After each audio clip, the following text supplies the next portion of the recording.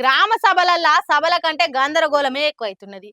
ఏడైనా లొల్లి పంచాలు లేకుంటే సభలైతే అయితలేవు.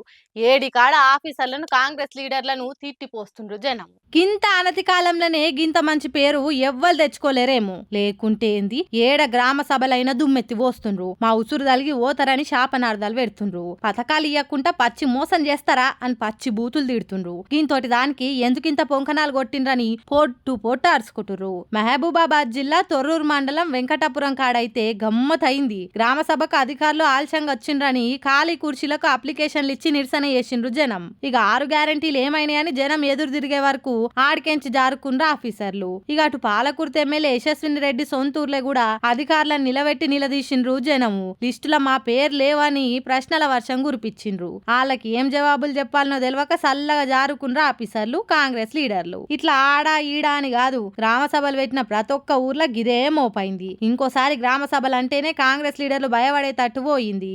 ఏడికాడ పోలీసులను కావలి పెట్టి జనాలను దన్నిచ్చి మరి కాంగ్రెస్ కార్యకర్తలని ఎంపిక చేసి అర్హులని ప్రకటిస్తుండ్రని అంటుర్రు.